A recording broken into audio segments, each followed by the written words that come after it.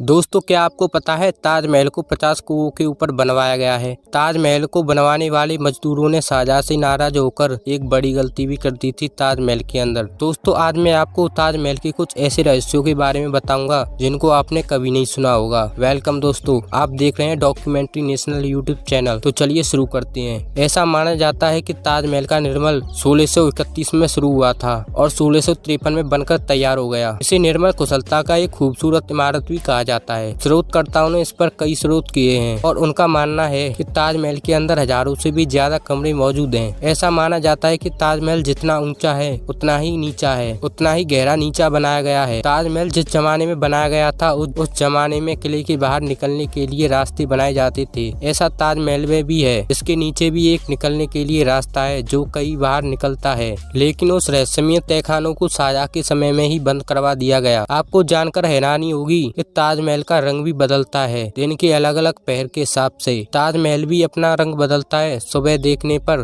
ताजमहल गुलाबी दिखता है और शाम को सफेद दिखता है और चांदनी रात में सुनहरा दिखता है। इसकी वजह है ताजमहल पत्थरों से बना हुआ है। इस पर सूरज की किरणें भी पड़ती हैं। ये वो वजह है जिसकी वजह से ताजमहल अपना रंग बदलता है। ऐसा कहा जाता है कि ताजमहल के निर्माण के वक्त भूत और जिन्न इसकी नींव को रखने नहीं देते थे। वह इसे बार बार ध्वस्त कर देते थे और कारीगरों को डराकर भगा देते थे। भूत और जिन्न को भगाने के लिए शाहजहां ने हिमामू की राय ली। हिमामू शाहजहां को अरब के बुखार सर के पीर हजरत अहमद बुखारी को बुलाने का सुझाव दिया। जब बादशाह ने बुलाने पर पीर अपने 4 भाइयों और सैकड़ों सैनिकों के साथ आगरा आए तो 4 भाइयों ने आगरा के नींव परिसर में पहुंचकर कुरान की कलमे पढ़े, जिसके बाद शाहजहां के हाथों नींव रखवाकर ताजमहल को बनवाने का काम शुरू करवा दिया। इस 4 पीढ़ियों की मजार ताजमहल के चारों तरफ बनी हुई है। माना जाता है कि यहाँ तब तक मजार हैं तब तक यहाँ पर ताजमहल को कुछ भी नहीं हो सकता। साल 1931 में दिल्ली के एक युवक ने दीवार पर एक छेद के जरिए ताजमहल के अंदर तहखानों में जो कमरे थे उस आदमी ने झाँक कर देखे थे। उस आदमी ने देखा कि वहाँ एक विशाल यानी एक बड़ा हॉल था और वो अस्त हिंदू देवी देवताओं की मूर्तियों से भरा पड़ा था। उस आदमी के दौरान कमरे में रोशनदानियां भी पड़ी थीं, जो आमतौर पर बड़े हिंदू मंदिरों में देखने को मिलती हैं। उन रोशनदानियों को संगमरमर से ढका गया था,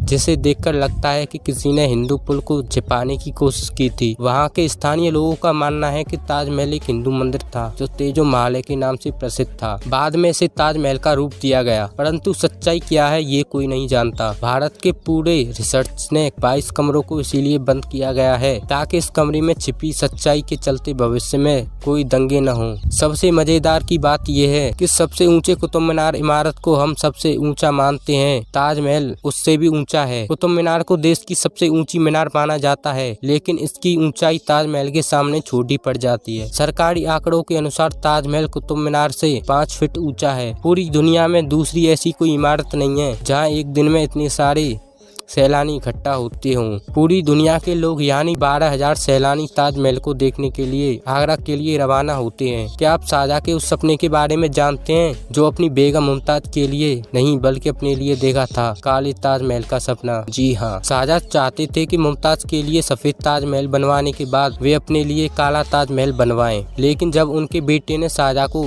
तो उनके लिए देखा गया सपना एक सपना ही रह गया। यदि ताजमहल की मीनारों पर गौर किया जाए तो ये मीनार सीधी न होकर एक दूसरे की तरफ झुकी हुई हैं। ये इन इमारतों का मीनार बिजली और भूकंप के दौरान मुख्य गुम्बद के ऊपर न गिरने के लिए किया गया है। कुछ लोगों का कहना है कि चारों मीनार झुककर ताजमहल को सलाम करती हैं। कहा जाता है कि ताजमहल को जिन मजदूरों ने बनवाया था शाहजहां ने उनके हाथ कटवा दिए थे, लेकिन अगर इतिहास में वापस लौटा जाए तो ताजमहल के बाद भी कई और इमारतों को बनाने में अपना योगदान दिया था जिन्होंने ताजमहल को बनाया था। उस्ताद अहमद इलौरी उस पल के हिस्सा थे जिससे ताजमहल जैसी भव्य इमारत का निर्माण किया था। उस्ताद अहमद लाहौरी की देखरेख में ही ताजमहल का निर्माण शुरू किया गया था। कहा जाता है कि ताजमहल को शाहजहां ने नहीं बल्कि समुद्रगुप्त ने बनवाया था, जिससे आज के समय में हम ताजमहल जैसी भव्य इमारत को देखते हैं। वहाँ पर पहले शिव मंदिर था जिसका नाम तेजो महल था और उसकी छत से टपकने वाली पानी शिव जी के शिवलिंग पर बूंद बूंद टपकता है। इसके पीछे की कहानी ये भी है कि जब शाहजहां ने ताजमहल बनाने वाले मजदूरों के हाथ कटवाने की घोषणा की थी थी ताकि वो ऐसी कोई दूसरी इमारत न बना सकें, तो मजदूरों ने छत पर एक छेद छोड़ दिया था ताकि शाहजहां का सपना पूरा न हो सके। ताजमहल के नीचे लगे हुए फव्वारे एक साथ ही काम करते हैं और सबसे आश्चर्य की बात यह है, ताजमहल में लगा हुआ फव्वारा पाइप से नहीं जुड़ा हुआ, बल्कि एक फव्वारे के नीचे तांबे का टैंक लगा हुआ है जो एक ही समय पर निकलता है दबाव के कारण। ये तो सभी जानते होंगे कि मुमताज शाहजहां की पत्नी है, लेकिन शायद आप ये नहीं जानते होंगे कि मुमताज शाहजहां की 13वीं पत्नी है। शाहजहां के 14वें बच्चे को जन्म देने के बाद मुमताज का निधन हो गया था और शाहजहां ने अपनी बेगम मुमताज की याद में ताजमहल को बनवाया था। और ताजमहल को लेकर एक नई कहानी सामने आ रही है,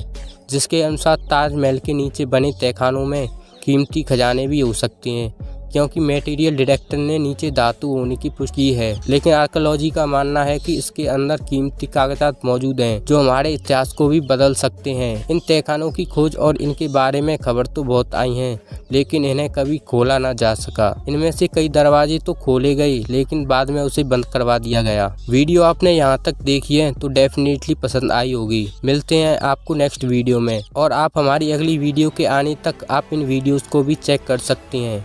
ये भी काफ़ी इंटरेस्टिंग वीडियोस हैं। And thanks for watching.